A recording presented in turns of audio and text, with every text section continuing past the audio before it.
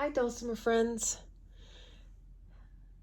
It's taken me a couple of weeks to get to where I am feeling ready to make a video for you all.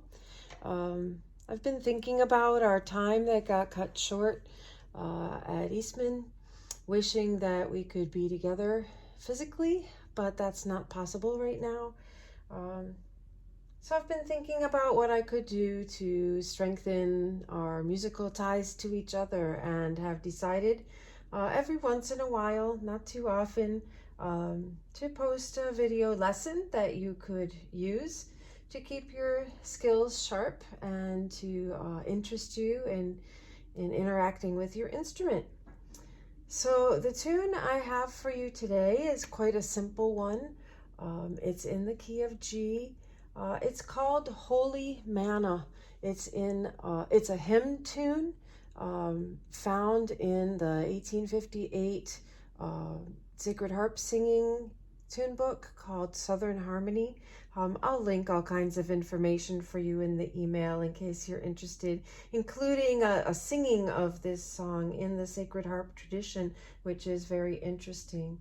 The reason that I chose it, besides the fact that it's pretty easy to learn, is that it illustrates, as you know I like to do, a music theory concept. And the one that we're talking about today is the pentatonic scale. Penta, like five, tonic sounds. And the pentatonic scale is an ancient scale that consists of, as you might imagine, 5 tones.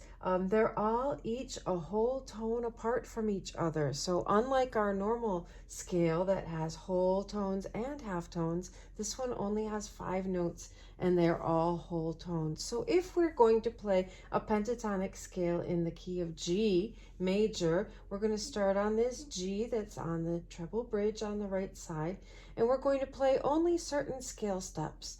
We're going to leave out 4 and 7, and so we're going to play 1, 2, 3, 5, 6, and 8, and that will sound like this.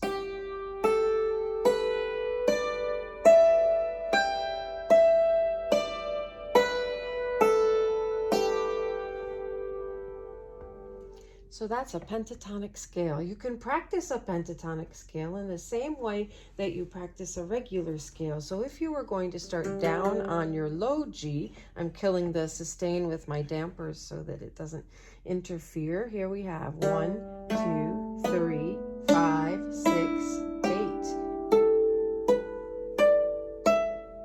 Over 2 octaves. You see that I'm not double hitting any notes at all. Watch that hammering pattern coming up.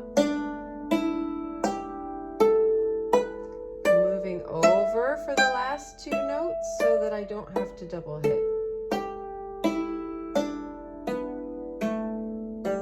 Really a beautiful scale.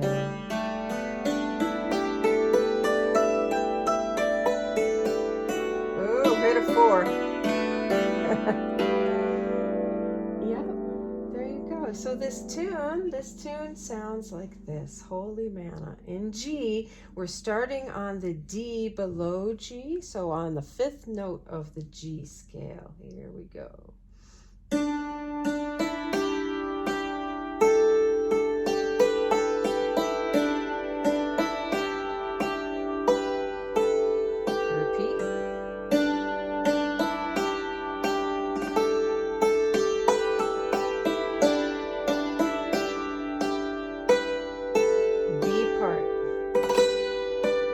Staying in the box.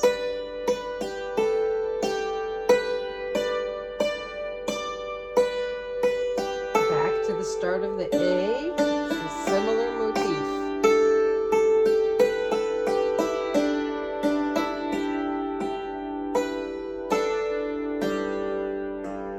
That's the whole tune. So if you had to talk about the form, you could look at the notation that I've linked, but I'm ready to tell you that the form is AAB.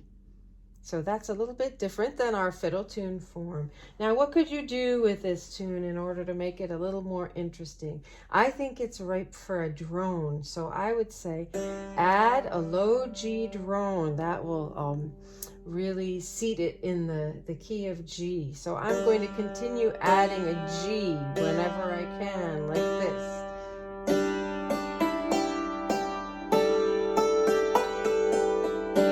Start of each measure, I'm adding a low G. Second A.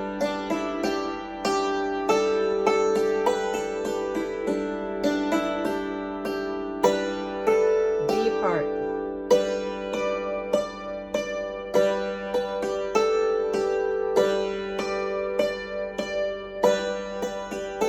D. Back to G drum.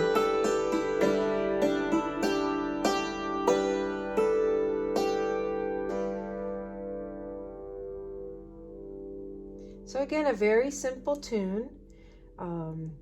You can practice adding harmony. That's certainly appropriate for this tune. Look at the chords that are in the linked notation for some ideas. I'm happy to correspond with you about any questions that you would have. It's a great exercise for not keeping your hands in the same location. Force yourself not to say drone with right hand, everything else with the left hand. See if you can't move your right hand over to help you out. Hope that gives you a little bit of something to work on. I'm very interested in what you would like me to work on in some of these videos. So if you want to shoot me an email, give me a call and tell me what tunes are on your heart. This one is on my heart right now because maybe you know, maybe you don't know what manna is.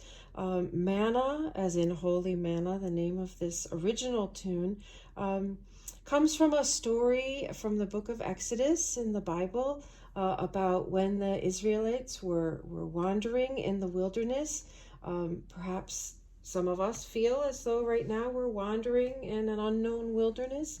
And they cried out to Moses, who was their leader, saying, we're perishing here. We don't have enough. We don't have enough food in their case.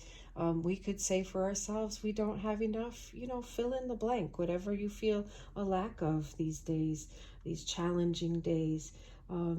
And God responded and fed the people, fed the Israelites by giving them just enough each day for the following day. He told them, don't try to, our word would be hoard. Don't try to hoard enough for several days. I'm only going to give you enough for one day at a time. And I've found that that's probably the best way for me to approach these difficult times.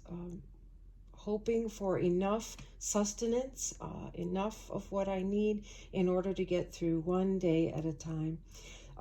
So holy manna to me at this point seems like exactly the right idea. Hope you enjoyed. I will have more info for you, like I said, in the links. Talk to you soon.